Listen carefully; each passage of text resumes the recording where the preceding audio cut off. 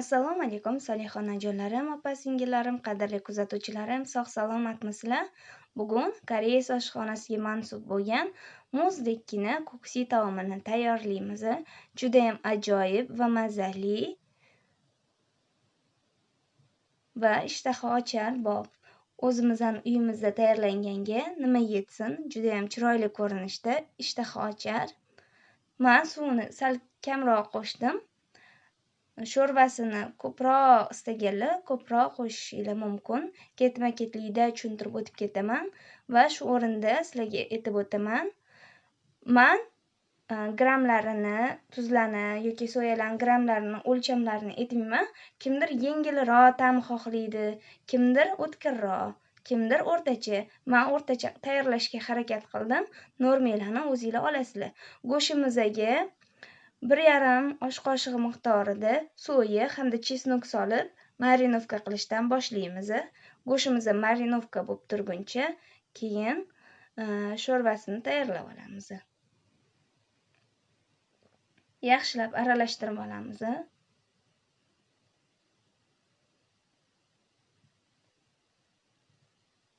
Endi sho'rvasini tayyorlab olamiz. Sho'rvasiga 1 litr miqdorida suv soldim. Suvingiz muzdekkina bo'lsa, yana ham yaxshi. Baribir xolodilnikka qo'yib qo'yamiz. Endi yarim osh qoshig'ida koreyskiy tuz solamiz. Aytib o'tganimdek, kimdir o'tkirroq ta'm xohlasa, yana ozgina miqdorda qo'shib yuborsanglar bo'ladi. Hamda 1 osh qoshiq to'lar-to'lmas desertning qoshiqida tuz solyapman. Yaxshilab aralashtirib olamiz. Endi 2 osh qoshig'ida soya solamiz. Ikkinchi qoshiq ham to'lar-to'lmas bo'ldi. Juda ham suvi o'tkir bo'lib ketmasin dedim. Endi chesnok solamiz. Umumiy hisobda bitta chesnok hammasi ketdi desam ham bo'ladi. Kichkinaroq chesnok yeydi.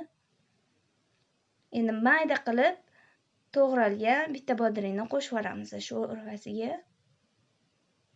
Somoncha shaklida to'g'ralgan bitta qirg'ichdan chiqarilgan pomidor hamda bir bog' ukrop yeydi, yarmini sovoramiz sho'rvasiga. Mayda qilib to'g'rab 70% uksusdan bitta desertning qoshiqida to'lar-to'lmas sovoldim. Sho'rvasi tayyor, xolodilnikka qo'yib qo'yamiz. Endi quymoq pishirib olamiz. 2 tuxumni atalab, ozgina tuz sepib, ozgina yog'da qovurib oldim quymog'ini. Quymog'imiz ham tayyor bo'ldi. Go'shtimiz ham marinovka bo'ldi. Endi qozonimizga yog' solib qovurib olamiz. Yaxshilab qovurib olamiz. Dimlanib pishgunicha qovurilib yaxshilab qolgan salatlarni ham tayyorlab olamiz. Go'shtimiz ham ancha tayyor bo'lib qoldi. Endi biroz dimlab qo'yamiz.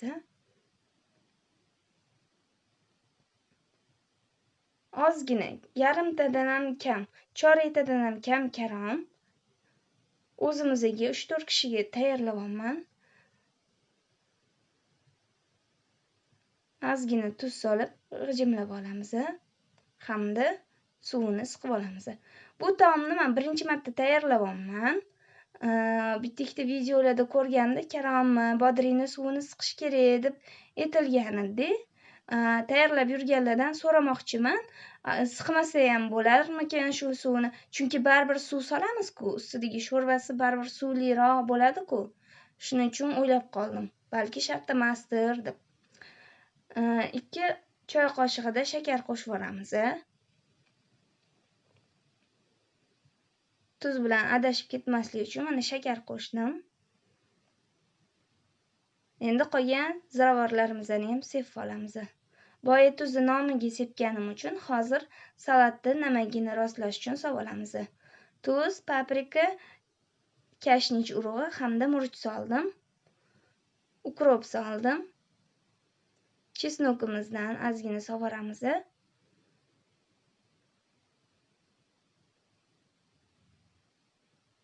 o'simlik yog'i qo'yib olamiz.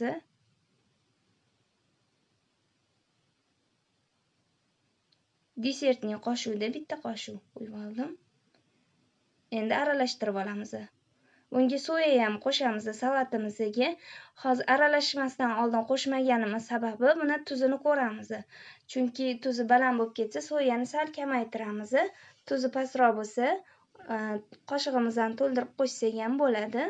Chunki soya ham sho'r bo'ladi. Salatimiz juda ham sho'r bo'lib ketmasligi uchun oldin salat bilan aralashtirib olib, keyin soya qo'shsanglar maqsadga muvofiq bo'ladi.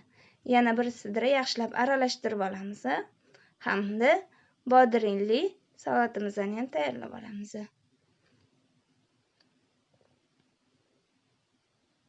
Tuz sepib olamiz. Bu suv chiqishiga aralashtirib qo'yib qo'yamiz. O'zi karam bilan bodringni bitta vaqtda aralashtirib qo'ydim. Endi ketma-ketligi buzilmasin deb orada ko'rsatyapman. Suvi chiqdi, buni ham siqib olamiz.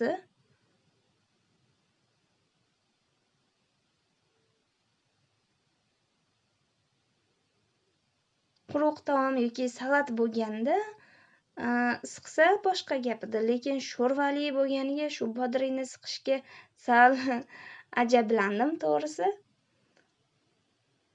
Bunga ham xuddi o'sha kashnich, paprika, tuz hamda qora murch sovuramiz.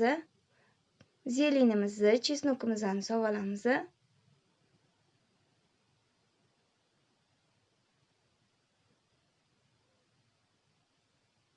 Shakarimizdan yarim choy qoshiq miqdorida qo'shib olamiz. Yana ozgina qo'shsak, bodringni kam bo'lgani uchun kamroq qo'shyapman shakarni. Endi soya solamiz.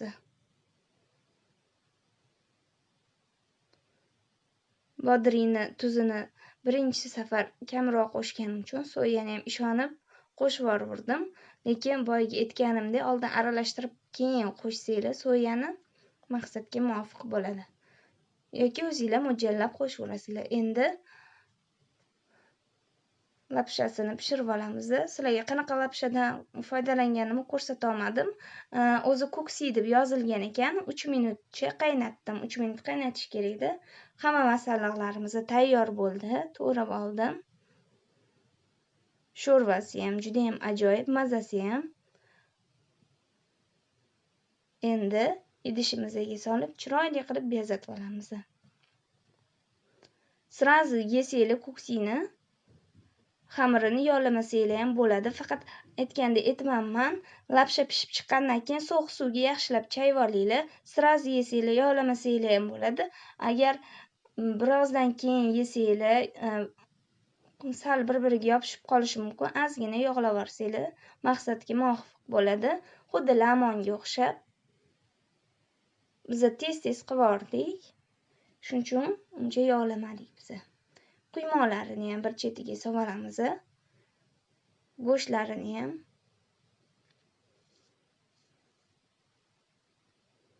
Pomidorni sevuvchilar ko'proq solsanglar ham bo'ladi. Men juda ham nordon bo'lib ketmasligi uchun kamroq qo'shdim. Bu xohishinglarga qarab aytganimdek ziravorlarning hammasini ketma-ketligida tushuntirib o'tdim. O'zingizlarni tabiiylarga moslab qo'shsanglar maqsadga muvofiq bo'ladi. Aytganimdek kimdir o'tkirroq yeydi, kimdir mayinroq, nejniyroq bo'lishni xohlaydi. Men o'rtacha qilib tayyorladim. Sho'rvani bodringli tarafidan quyinglar. Bodringning ustiga bodring bo'ladi. Bo'lmasa ustiga aralashib ketadi-da. Qolgan masalliqlar xunuk ko'rinishi mumkin. Sho'rvasiga keladigan bo'lsak, sho'rvasini ko'proq istasanglar, ko'proq solinglar. Men quyuqroq bo'lishini xohlaganim uchun kamroq sho'rva soldim.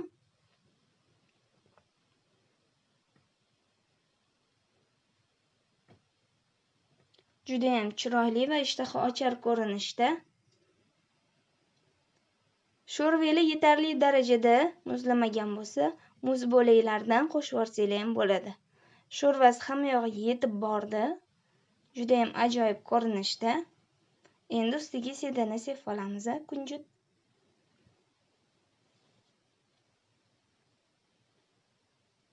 Juda ham yoqimli va mazali ko'rinyapti. hidlariyam xuddi restoranda tayyorlanadigandek bo'lib turibdi. Yaxshilab aralashtirib olamiz.